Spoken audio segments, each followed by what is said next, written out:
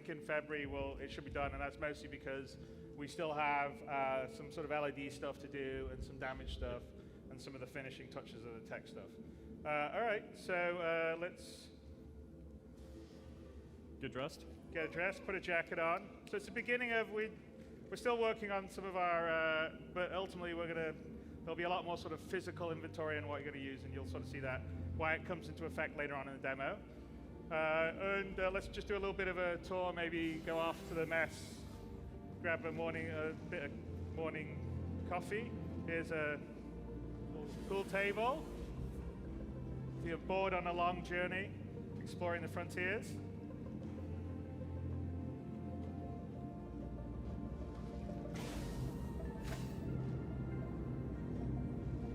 There's a mess on the other side of the living quarters. And then window maybe. Yeah, we can't see the plan out the window there, right? It's on the other side. All right, let's have a little cup of coffee.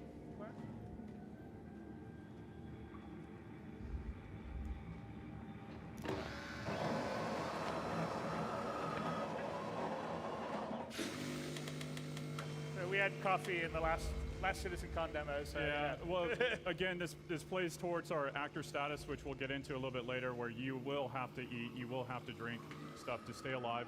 Again, we're not trying to make it so that you have to do it every hour or anything like that, but it is part of survival.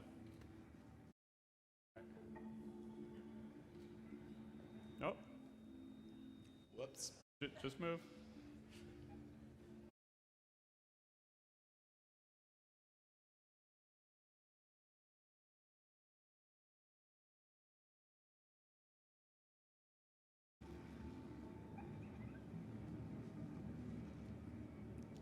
Morning. This is one of our other players, Joe, on the Carrack. Has the VoIP server gone down again? Yeah. Really? Okay. So Joe was actually, Phil, can you switch to just have the comms that, sorry, the back-end services that does the VoIP seems to be sticky here. It was on our previous, and then it went off, and then it's gone on again. So here's Sam.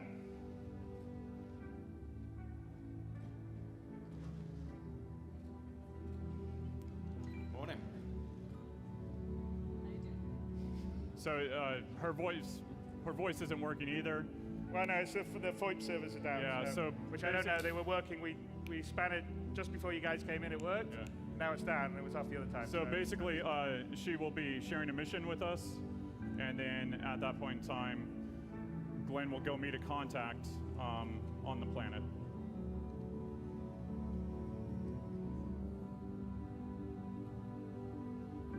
So at 3.7, we introduced mission sharing, and obviously we still have some group work to do to make things feel fluid and getting in and out of parties and all of that. But basically, this is another step into making sure that, we want people to play together, or we want the players to at least have the ability, or if they have the desire to play together, to do it very quickly. And this is a mission to go down to Microtech, which is the first time we're going to go down there and visit part of it and steal a software encryption algorithm. So not just Silicon Valley, it's also here in Star Citizen Space. The encryption of algorithms are very important. So we're getting that from Twitch. So Glenn will accept that, and let's head down. And what's already happened is Sam has sent one of our other players down to go and get a couple of items that you would need for the mission, which is a scientist outfit and a key card. So Glenn is now going to go into the Carrack, into the Pisces, sorry, and head down to Microtech. So we're going to keep the Carrack up in order, and we're going to go down to New Babbage on Microtech.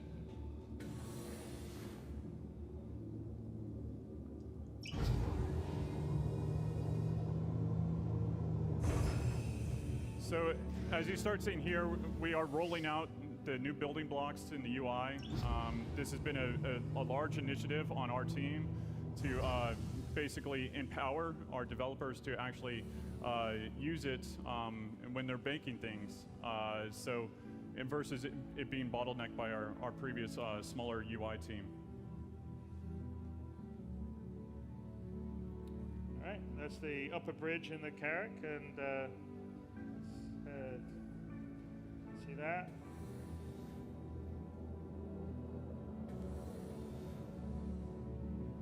And through there, I think, is the drone room down on the left-hand side, I believe. Yep. And here is the Carrack hangar bay. I mean, the Pisces hangar bay. Carrack hangar bay.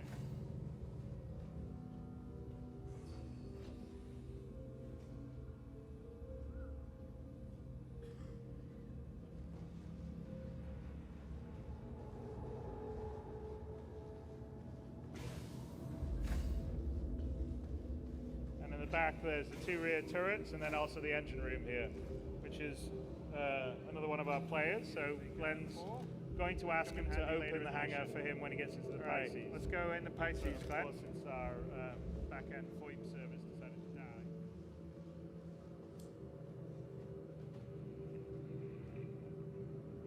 Open the hangar doors.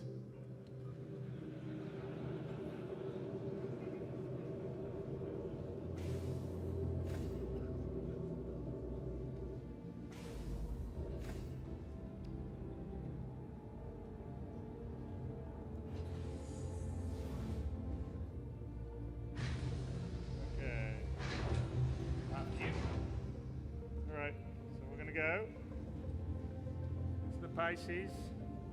Joe's going to come with us so he can take the he'll take the ship back to the Carrack after we've got down there, and they'll rendezvous and meet with us later. Anvil Aerospace, all systems on. Let's hopefully.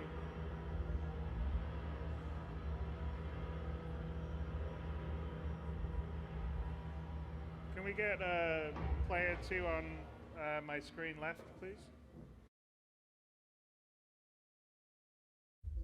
There you go.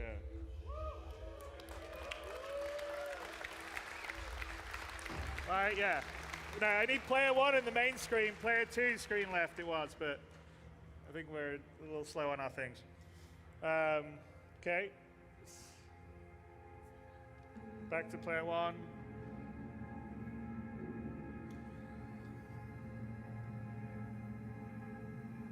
Can I get player 1 back on the main screen, please?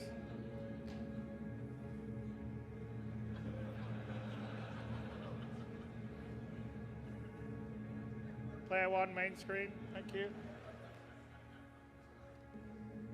Okay, that's player 1 on the screen right, main screen, please. Sorry about this, we had this going before, I don't know what's happening. Okay, there we go. All right, Glenn. Should you put, let's go exterior and then also get your landing gear back up. So you can see our pretty landing gear going up. Go underneath it. Okay, well, that's fine. All right. And let's set a course to Microtech.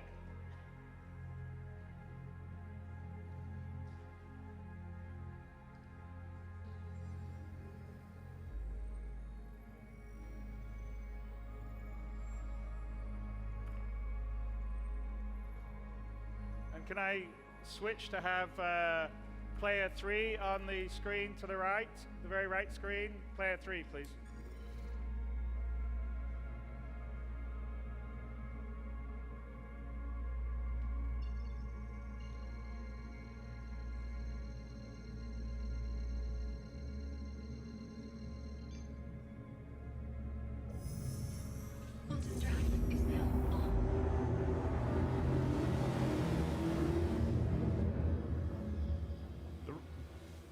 The right screen is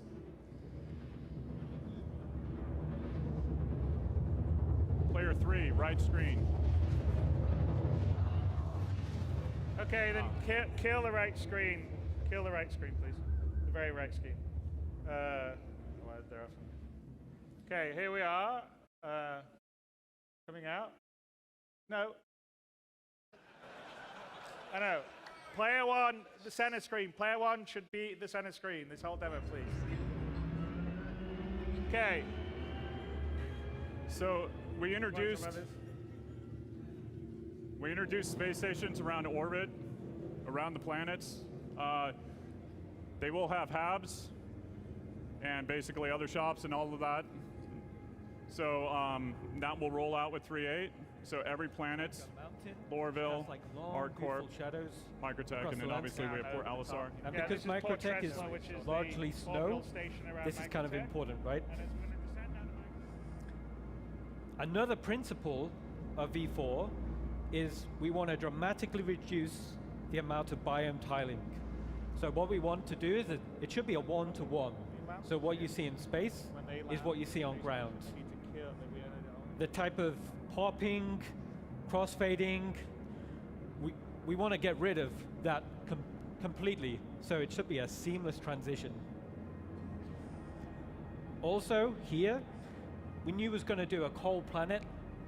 We thought it'd be really good to have a frozen ocean. So this was a brand new shader that we put into development. And what we have right now is it's physicalized. So we can walk and drive on it. Yeah.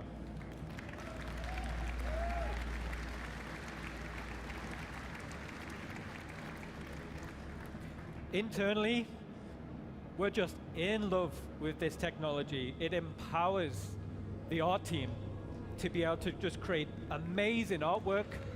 Yeah.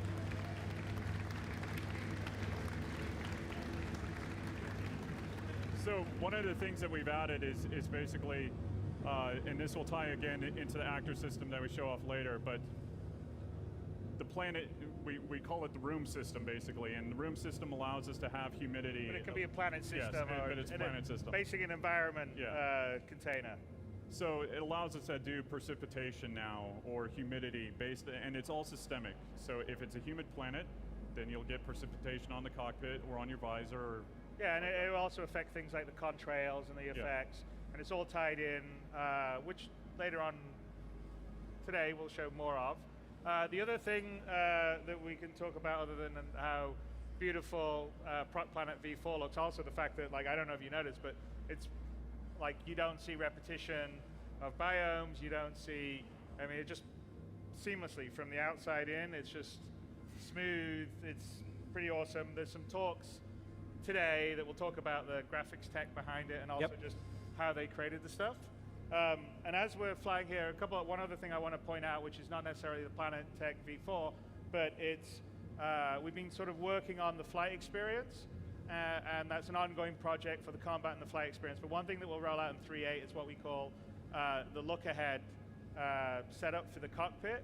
So if Glenn is flying around here, what we do is we actually take notice of where the velocity vector of the ship is going to be, where the horizon line, if you're on a planetary body, if in space, obviously you wouldn't worry about that, and also if you had a selected target, and the view basically gets sort of biased towards that. And so as you're flying around, you'll feel the cockpit move around you, and it's quite similar if you see people fly, like Tornado does, really cool flying, and he's got head tracking on, right? And you can see pilots generally look where they're going, and also if you're a racing car driver, you look where you're going. And so that's kind of the idea here, rather than having a very static fixed view. You can of course turn it off if you don't like it, but we think it gives a much more fluid experience. We've also been working on the chase camera stuff, so there'll be more fluid vehicular chase camera. You'll see it here, you'll see it a bit later on.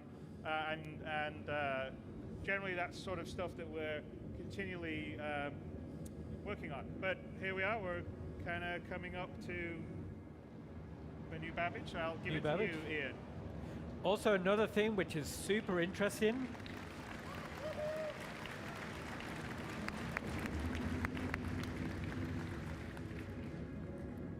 a lot of love went into these pine trees.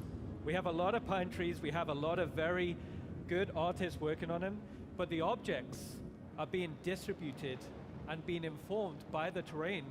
So if you actually look at where those pine trees are, they're distributed real time. Previously we was doing pre-baked masks, and that's where you see these pine trees being distributed into the valleys. It's very interesting.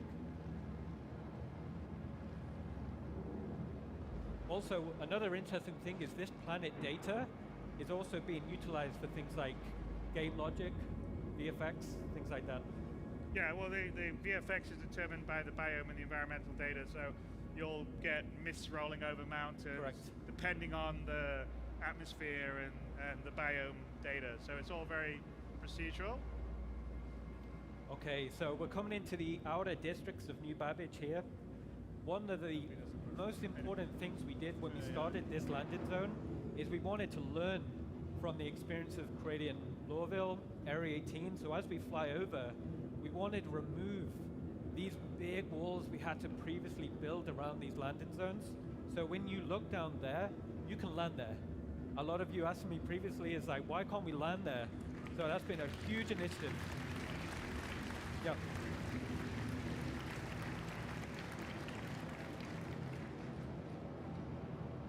Well, we're also for 3.8 significantly improving the no-fly zone and how you Yes. visualize into it. So we won't have like this big ugly mesh that just gets in the way and blows you up. So I think that will help in most locations. But yeah, you can definitely see the sort of learning that's gone over multiple landing zones coming to fruition in New Babbage, which to me feels like probably the best of our sort of cityscape so far. Yes, we're very proud of it internally. Here you can see one of the signature buildings of New Babbage. This is what we're calling the Aspire Grand. Good job, Glenn. See if we can get through that. Fancy dancy. Woohoo! One And the interesting. Aspire Grand is probably where, if you were starting on New Babbage, it'd be Yes. one of the places you would have your hab. I've got a slide to show you later on today. What the view out of that's where the hab's going to be. So if you want your home base or your hab to be on New Babbage, that's where it's going to be. Yeah, and we will, not necessarily with 3.8, but we're going to start transitioning next year towards having people start on the various planets versus start on Port Olisar. So you sort of will choose your home base, whether it would be Hurston or Microtech or Crusader, or Area or Arcor, and then that would be sort of your starting base in terms of playing the game. And we also understand that you want to get in and out very quickly, so again, that's why we're putting habs in the space stations around, so then you can stay there, you can get in and out very quickly. Oh yeah, no, exactly. So in spaceports, we will have like motels in airports. We'll have that as an option when you land or not, and then also you can have your sort of permanent apartment in the city, so to speak, and you just pick where it is. So I think we're just heading now to the kind of New Babbage interstellar spaceport, which is actually not. It's across the frozen lake or It's ocean. across the lake. One Yeah. interesting thing is when we were designing New Babbage is we actually geographically scouted where they would build a landing zone. So we built it around this nice water feature. We might have a free spot for your vehicle. Wait one moment while I double check.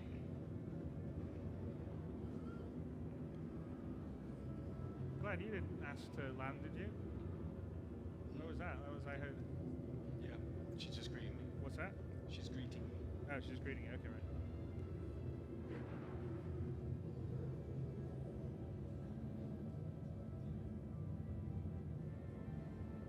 Right, and this is pretty. I mean, the New Babbage spaceport has a lot of hangars and.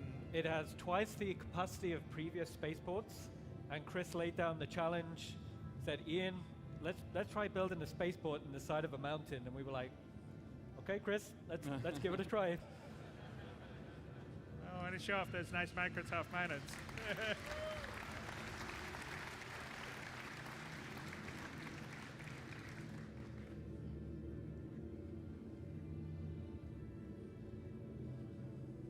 Here we are. One space, as promised. So we've been working on our comms calls internally to get what we would consider a gold standard on that, and then we will slowly roll that out to every AI. Yeah, and then we still, we still have a little on the interaction in terms of requesting it and stuff like that.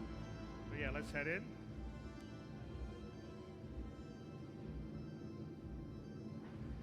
Come on, Glenn. You can do it.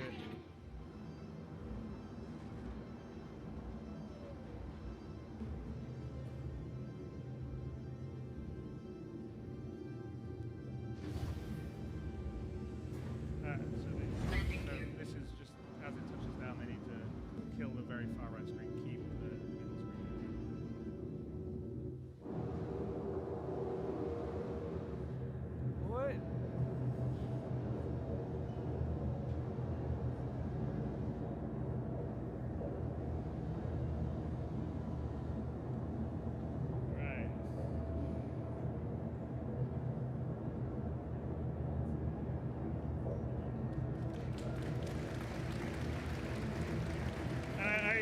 and there's, you can see the AI, and this is just a small landing pad, right? This is a small This is landing only a pad. small It's our one, first just to let you opportunity guys know. I think we have to small, build a medium, large, landing zone from and scratch. extra So large. what So you're seeing that's just to here give you an idea of is scale, which I a think kind of a glimpse at what the inside of New Babbage will feel like.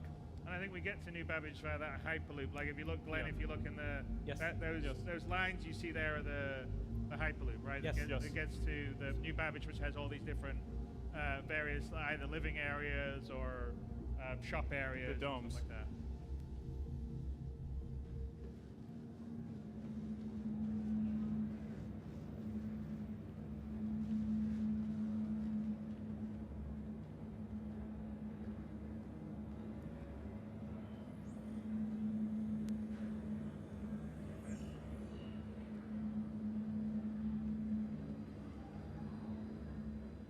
Hi.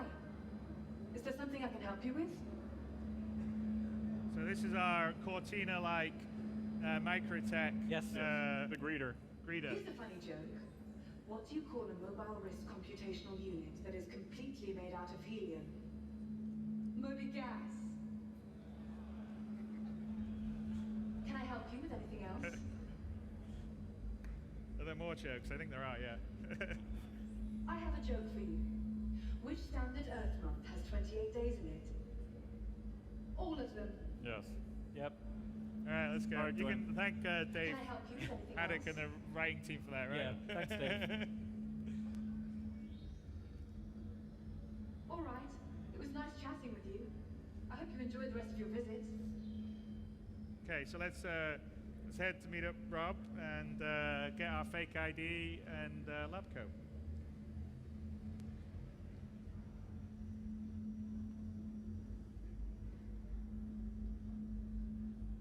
So this is how you would access the garages that we have, so you can drive around the city and drive around the planet. Over here. I am. I think you'll find everything you're after just over there. Ooh, over there.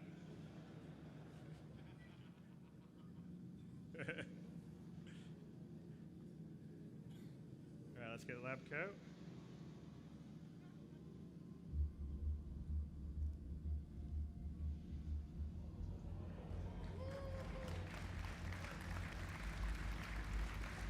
So, it's early days yet, but the idea is that all the outfits, flying somewhere, you'll see this white makes why it's important in the evening demo is, make sure you're equipping yourself correctly. Yes. Have you got the right clothes, the right suits, armor, and we're also going to be very focused on giving you this is sort of an example of a longer term multi-stage mission. Not in 3.8, but later on, that Yes. we're building. So there will be challenges that are sort of you versus, AI, environmental challenges versus just also the general, PvP emergent gameplay that can happen. Okay, hopefully that works. Oh, all right, we're through.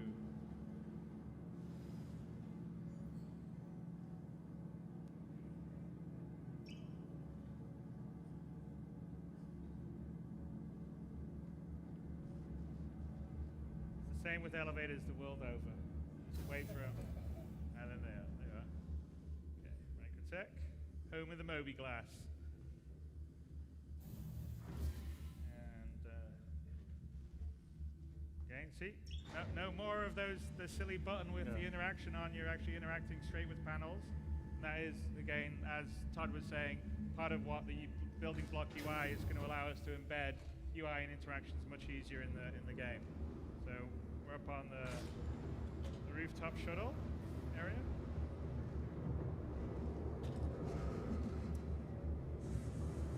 And so one thing that we'll get into later, but we have the player status system is now extending beyond oxygen into temperature. As you can see that it's cold. I don't know if you noticed, but we are actually have breath coming out of our mouth. Did not work. All right, let's get on, Glenn.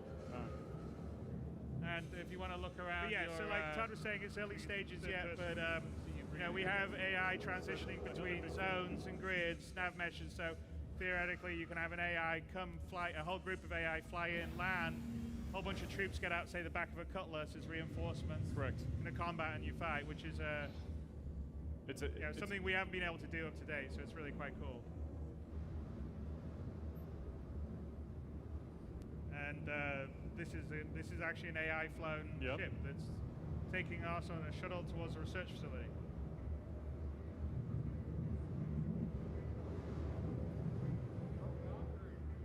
There we are.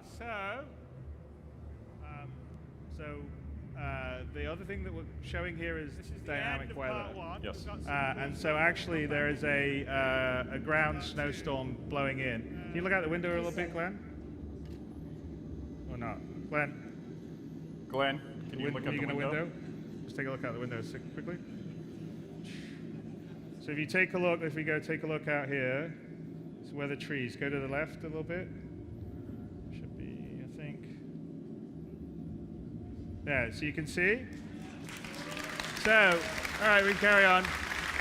So there's a storm blowing in right now. Come to that in a bit better. But the weather simulation takes into account the humidity, the wind, temperature. Yes, right? All of that. And it is dynamic. So it's set up. So not going to have. We've got a couple of elements still to come on the fully dynamic planetary weather, which would be volumetric planetary crowds and volumetric ground fog. We have a large amount of the pieces in place for our weather sims, and we'll get into that in a little bit. But let's carry on with our mission. So we're gonna go look for the data center to try and steal the algorithm. So it says it in the demo, or basically in the mission briefing, that you're looking for server number 5. So we'll be looking around and getting closer and working our way over there.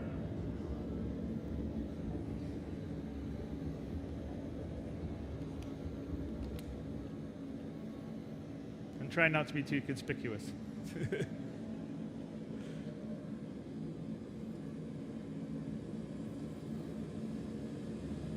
And the idea with these kind of missions in the longer term is to have the ability to do like stealth gameplay instead of combat gameplay, so solve some puzzles. Yes. So it's not just going to be about shooting people all the time. Well, and it's something that Tony and you and I have talked about a long time ago, which is basically breadcrumbs as well. So it opens up to other aspects.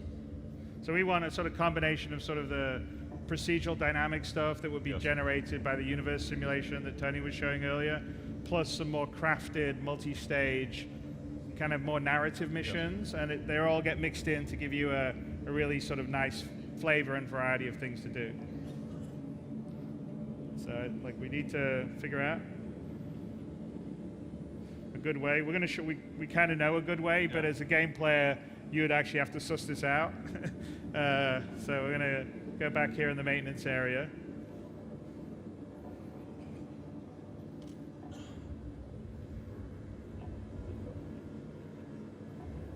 And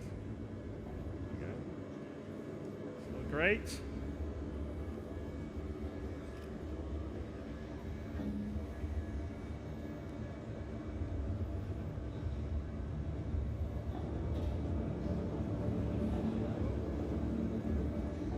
Very quiet, great. Yes. In the future, obviously, the AI will have certain stims that they can react to, and audio is one of them. Having certain objects that the player places around would be another way to distract AI.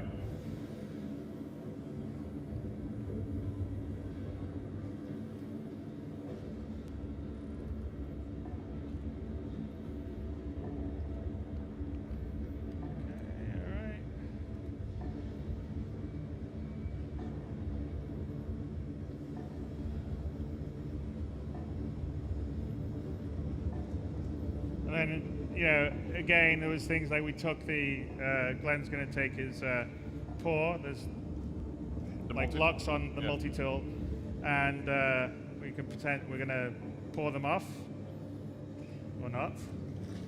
There you go. but yeah, this is the idea. Is like the FPS like the multi-tool has different modes. Cutting, could be mining, could be welding, repairing. In this particular case, we're just going to cut the 4 kind of hinges, locks off, so we can take the grate open and get through it.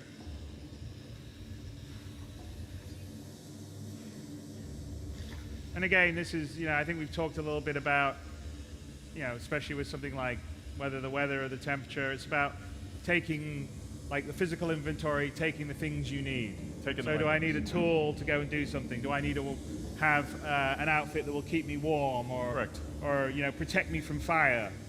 And I mean, I think even with our combat and everything like that, we want people to actually think about what they need to do first.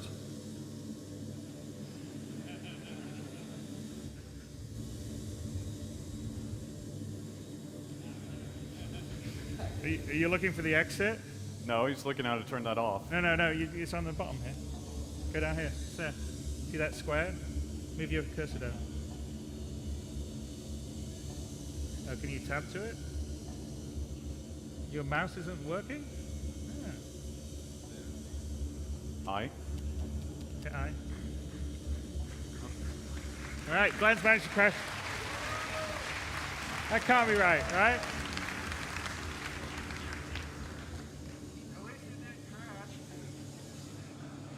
Come out, do that. That's one way. There we go. Okay, well done. So that's as you guys know, there's an inventory. There's a personal inner thought system, which is Richard is the personal inner thought with 3.8 or 3.9. 3.9. So that's sort of work in progress. But the personal inner thought is in 3.9, which allows you to access a whole bunch of actions or interactions that are sort of on you or would be your thoughts. And so that's a very early version that obviously for some reason is bugged, but we weren't actually meant to end up triggering that. So we're looking for a data card. And we're going to steal some data. Oh, there's a guard on that side. Just make sure you stay out of that way, Glenn. There you go. Okay, come over here. There we go. Take the data card. You can take that one, or I think he clocked one on the desk, I think. Okay. It was risky. Okay, quick. All right, back.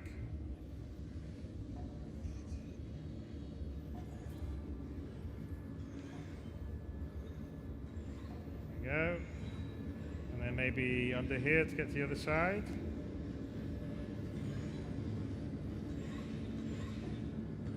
And by the way, one of the reasons why, there we go. One of the reasons, obviously, why Microtech, they like this planet and it being cold is to essentially cool all their, the server farms? And server farms, yeah. Yes.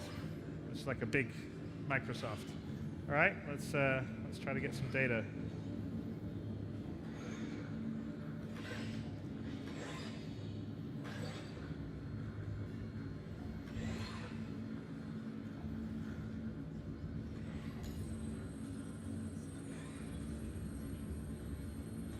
And again, this is building block UI, right? Yes. So that's all put together by a designer fairly quickly without having to have Flash programmers or...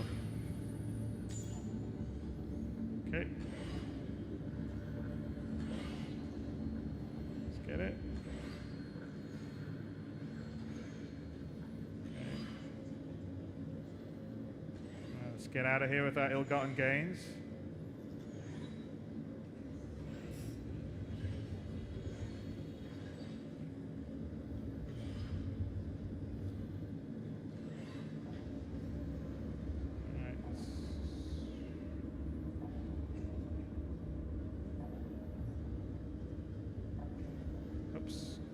Really go that way. Yeah. All right, let's all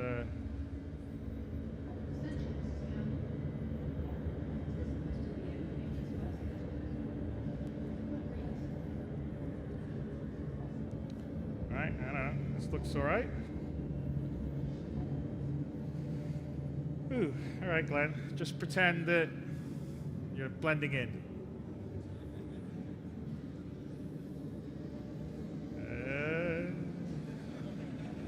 Okay. Do you mind telling us what the hell's going on?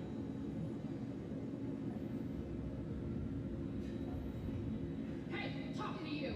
This is our project. You can't just freeze us out like this.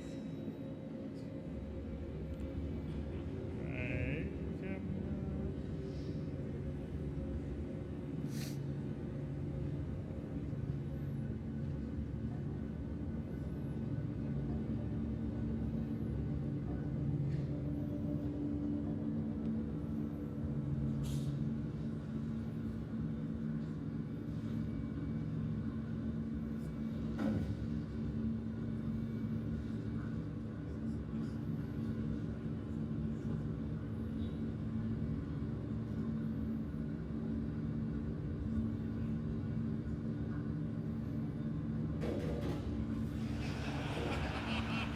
Ooh, jeez. That was close. He almost put it on top of his. Okay.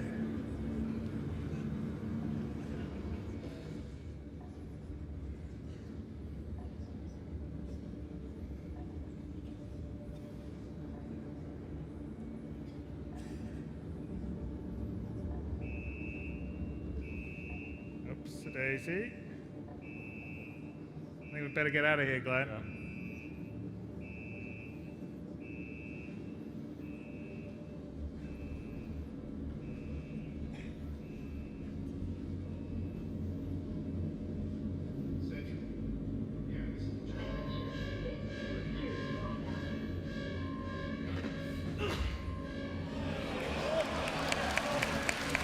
So we have non-lethal takedowns now. Okay, let's get out. Yeah, it's part of that. So melee combat does ship Yes. with 3.8, and it's a lot more than just that. But it's non-lethal takedowns. You'll be able to fight, To knock people out. knock people out, get into fisticuffs. There's a whole sort of different levels of punch, left, right, block, left, right. It's all actually physically based. So we've grabbed something kind of warm, but we're not really ready to it. We've actually stashed a getaway environment suit. And Richard Trier, I want to bring up to the stage. So Richard's the lead designer on our actor feature team, and I'd like him to talk a little about what is happening right here and the beginning of the actor status system that will ship in 3.9. So what you're seeing here is basically an extension of the room system, and the room system contains temperature, wind speed, humidity, and it basically amalgamates all of that into what you're seeing on the HUD at the moment, which is the apparent temperature. So the apparent temperature actually comes in and is part of our player status system. And the player status system is where you start to feel these environments, and the actual environments start to play into the gameplay. So you can see here that actually the physicalized wind, he's actually leaning into the wind, he's putting his hand up to try and shield himself, but he's not wearing the correct attire. So he's not wearing the correct equipment, because he's just basically grabbed the clothes and jumped outside. And as you can see, it's really cold. So he's starting to shiver. That accumulation is going to be for things like snow, rain, dust, dirt, and that's something that we're looking to have in 3.9. So you really feel the environment. The biome, that basically your environment. So Yes. Yeah. it'll build up over time. So we better get a warm suit on, because otherwise we're going to essentially pass out and then So die. this suit is actually cold, so hopefully when Glenn puts it on, you'll see actually that it's actually frosted, so you can see your actor's actually shivering here as he's putting it on. And this suit is the Caldera suit that we revealed in the character archetype talk, and this is an environment suit that's built that can actually survive these temperatures. Climates. He's really cold. So yeah, and if we go, and you'll see it now, because the same effects that we saw on the windshield, you definitely see Yeah. So in think of it like your car. so visor, you're going to see, because it's a big winter storm, snow, slush that's warm in here as it's going out though, it's going to start to get slush, and what we're going to see is is tough. And then I think the other person that I'd like to bring up is, I don't know if you want to talk about some of the stuff. Yeah, I mean, so this is all, the main thing about these effects is they're completely data driven, so we I'll put a lot of time into creating these rule sets. The way that we author the effects is completely different to anything we've done before, because we know that we can make beautiful looking storm effects, but the really cool thing about this, no pun intended, is that it's literally the data that the planet gives us, so this ties in with the Planetech V4, Yeah. which obviously Day we're and showing other off things. today. Absolutely, Yeah, I mean, so the rule sets are things like temperature, even elevation, wind strength, wind direction, even angle. There's a lot of complexity in the rule set that makes it really it's easy getting, actually you know, for us in the long it's like you would be, you know, in a snowstorm if you were Absolutely. skiing or out there. So we stashed a suit. We actually had a rover that we've stashed that Yeah. goes in our Carrack. So we're looking for right now. One of the things before we go on too far, the other thing is with the armors, you will run into planets that are outside your temperature range. And so you might last there for 15 minutes, but obviously we want to make sure that it's very lucrative for you to be able to, you know, go in there and risk reward gameplay for it. Yeah, so be equipped. That's why you would have a big ship and buy different armor and store it. Okay, so here's our rover, which we've hidden with a little tarp. And this is going to be a much more larger example of the cloth interaction system. So, all right, Glenn, let's get the tarp off and get into the rover.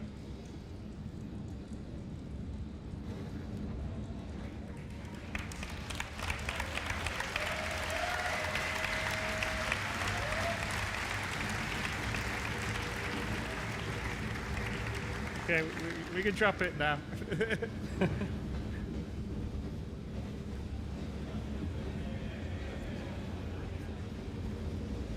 And again, that's an example of all the physics stuff coming together, the cloth interacting, the wind's blowing it. And the wind itself here, one thing I wanted to call out is that the wind is different strengths depending on where you are. So if you're down in the tree line or in the troughs, the wind is actually a lot slower. And then as you get more exposed, that wind comes out. So it really is a dynamic environment. And as you see, as we get into here now, the temperatures come up, the water's evaporating from our visor, and we have a clearer view. But of course, the outside of the rover now will have the effect on its canopy. Yep. All right, let's let Sam know that she needs to pick us up. Well, after we've engaged our systems, I guess. Welcome to Robert Space Industries. Enjoy your system check.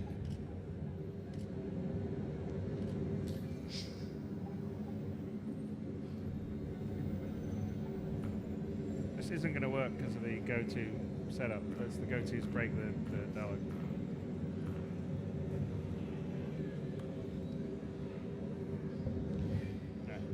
I'm gonna need a pickup. Yeah. Oh, hello. Yeah, I'm gonna need a pickup down the bottom of the hill. On my way. Okay. Right, got it. We actually that breaks in our system because we have a little background zoom to the right place, which doesn't actually do the server It hasn't streamed check yet. right. So it hasn't streamed, and it's actually, you are seeing some of the stuff because this is in server OCS, so we don't have everything all the time now. So when things go in and out, we've still got edge cases, and that's one of the issues that we have to fix before server OCS haven't, but it'll be fine. So let's. Also, this is precarious, so make sure you get a little Yeah. noisy for Glenn. Oh. All right.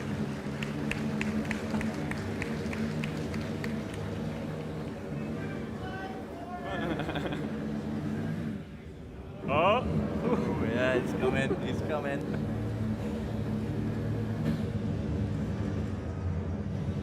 You can see the fog starting to thin out now as we're going further down. That's Yeah. So again. like as we're further down, it's not quite as thick. The weather is not quite as intense. I know, he's scaring the shit out of me.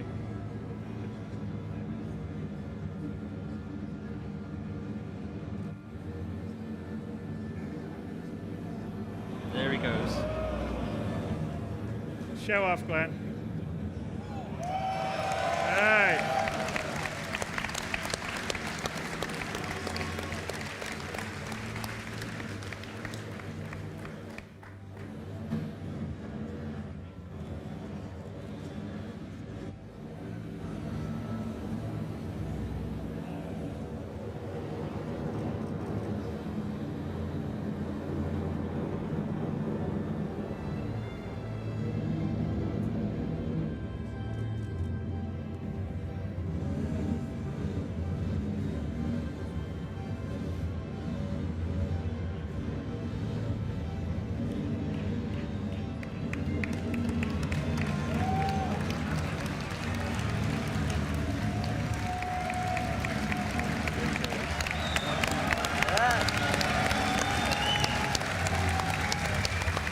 Good job, Glenn.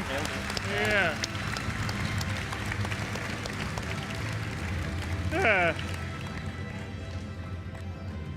I remember when it was almost impossible to get a rover into a ship, but now we can do it. It's great.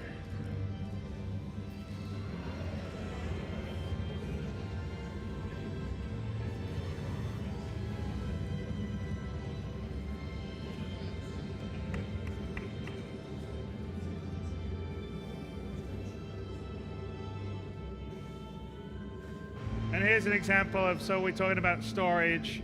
So these are actually meant to be for suit storage. Still kind of early days on the stuff, so it's a bit wonky, but we put our suit in there. We need it. So the idea is that you would have suits and stuff that you would store depending on what you would need on different planets.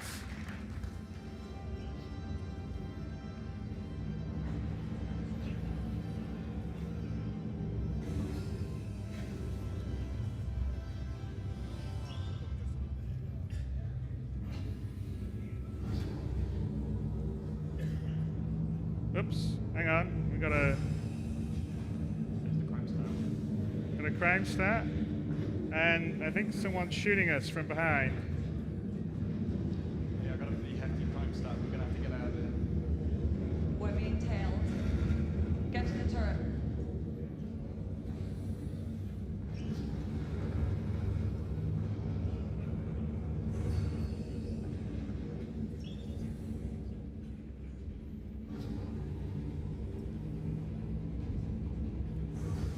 All right, come on. So this is our first iteration of ship AI in atmosphere. Yeah. So we are being tailed by Microtech Security because they figured out that we've stolen the data and we're making a getaway.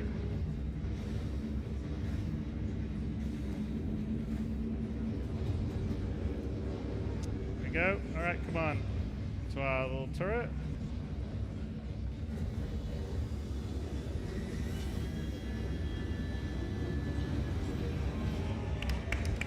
There we go.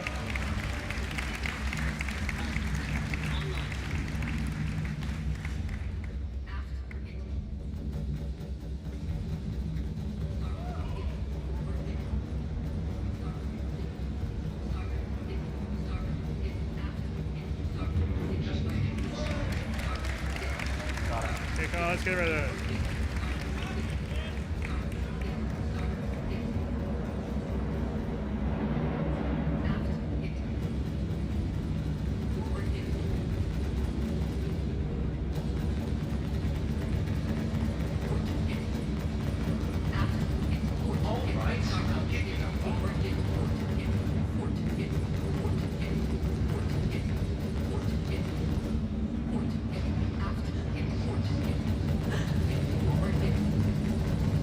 Get him. Come on.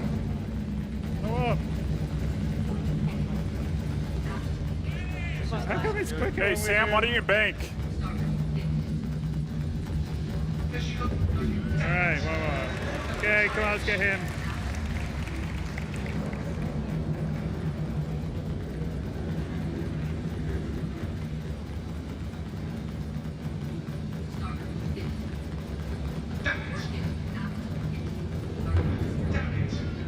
Okay, last one. Okay, we got one more, right?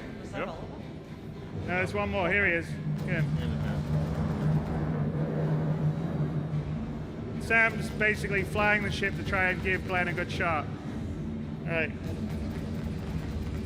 Come on, get him. Probably not. Don't make me take it. You gotta do it. Go on. See the storm in the distance. Yeah, you can actually see a snowstorm in the distance there in the background. As we're leaving, that was where we came from.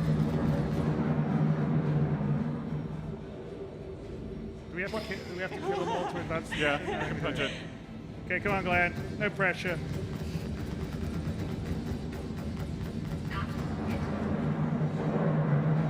Joe, take him out.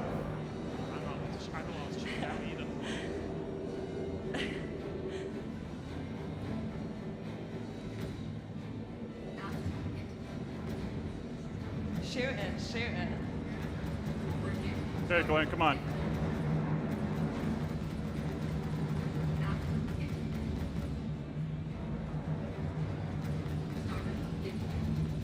take us this long? I don't remember taking us this long.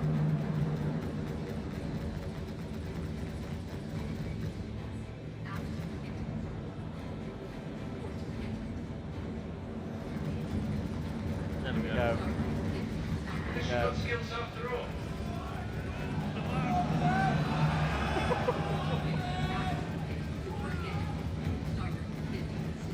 Come on, Glenn. Hey! Hey! So why don't we get out of here, Sam?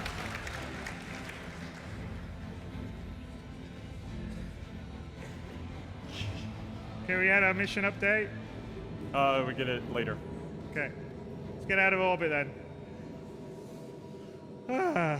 That's a bit. It's kind of when we run these run-throughs, it did not take. That was the longest it's taken. Yeah. It was a bit Good nervous AI. on that one. Yeah. We're gonna have to wait till.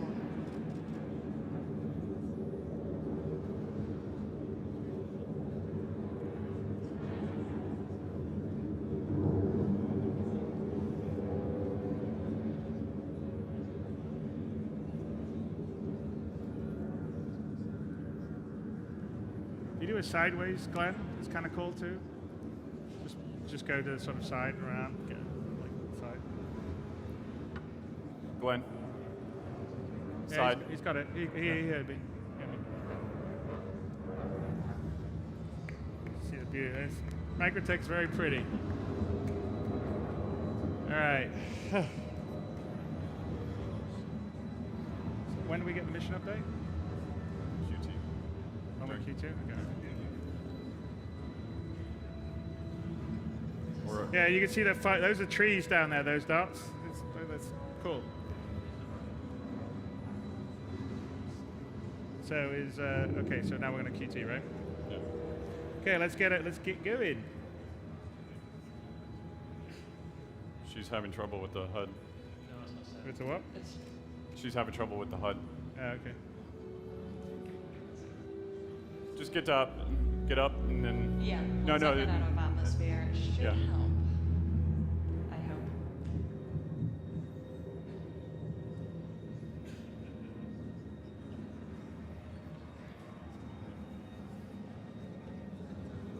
It says flight systems damaged. Right, but the Yeah. attenuated panel. I don't know what's happened on that one. Sam, can you hit B and do it? Can you hit B and do it? Yeah, I think I can find it with me, hopefully. It was.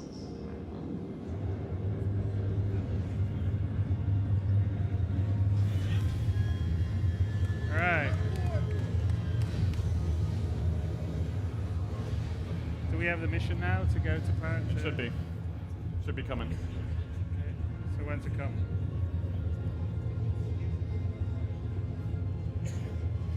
You don't need to rush, by the way, Glenn. But yeah.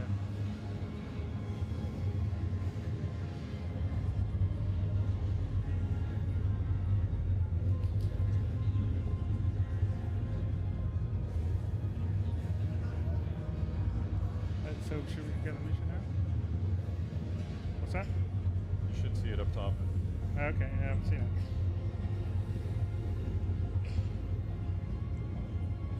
Hey, Glenn, can you check your Mission status? You should have had the update for where to, but I'm not sure if you saw it. Yeah, delivered to Ruin Station. There you go. So I told you we had the update of the mission. I guess we just missed Yeah. it. Anyway, we got the data. We've now told where we got to go. We got to go to Ruin Station in. There we go. So here we go. Go exterior, Glenn. Exterior. There you go. Show it off. There you go.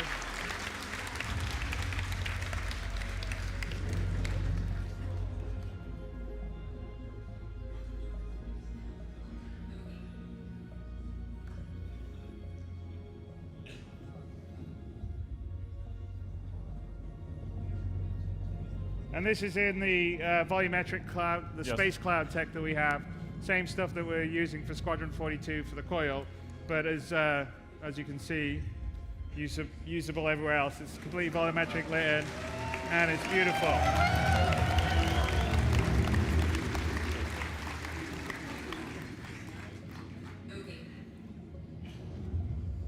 And here we're at the jump point to the pyro system. Now, you don't necessarily need infrastructure for jump points, but the more traveled ones are the ones that used to be traveled, which pyro used to be, but not particularly anymore, have what we call jump rings around them, and they help stabilize the jump point to make for a smoother jump. If you don't have one, then it's more difficult, and the entrance is harder or difficult. But sometimes you may want to try a sort of side jump point to get into a system, like if you're a smuggler, because the main ones would be more, essentially, they are like a checkpoint. It's like going through a border patrol or something. It is basically a port. So when we're building the solar system, one of the things that we think about are entrances for obviously economy reasons, and you saw that with Tony Z's talk, this is not really way to interject new things into the solar system. Jump so point, around we're going to take it because that's where we have to go to jump points, the three major ones. We will have a space station. So as you can see, the jump ring, which is delineating where the point is off in the distance, and Sam is going to line herself up for us to jump to pyro system.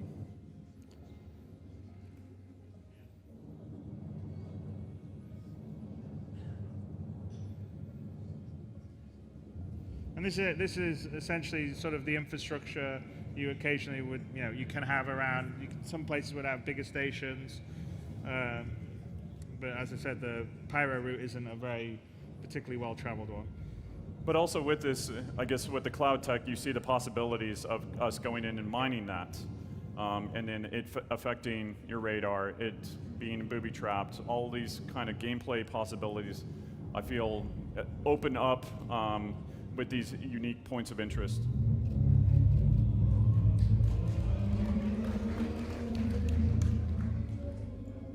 Do you guys think we should open it? Yes. I think we should go. Let's do it.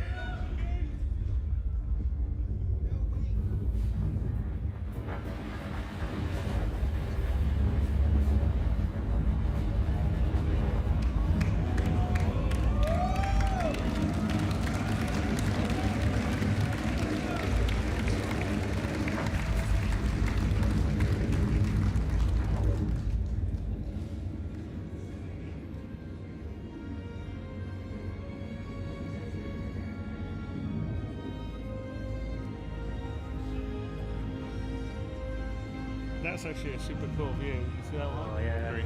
How good that is. That looks awesome. Yeah. All three of them.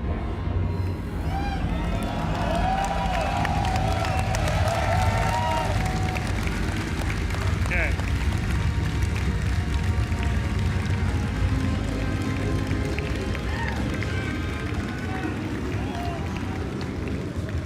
So going through a wormhole is a little bit like riding the rapids. You don't really have much. You have lateral control, but it's a little bit being of forward, on a but you're current. being pushed on a current, Yeah. and you've got to keep inside the boundaries of the wormhole. And actually, if Sam gets a little close, you'll sort of see interference on his screens. And of course, Stanton's just going away in the background, and Para's coming in here.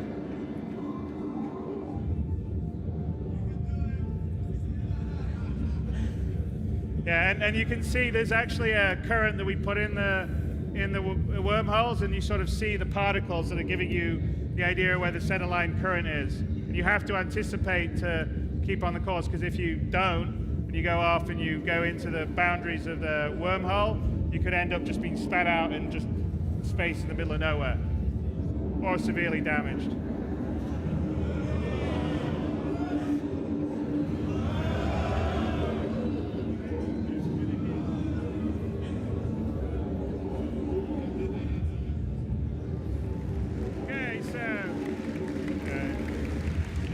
We are now in the pyro system, and we streamed out Stanton as we were traveling, and streamed in pyro. The other side, by the way, has got an awesome light on the side. Yeah.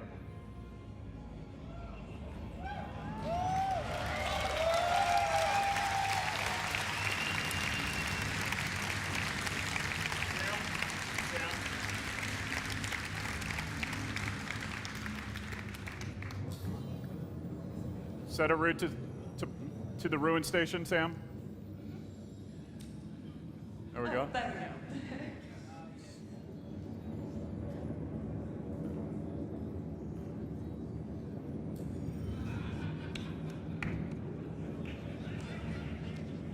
we go. All right, Ian. Hit it.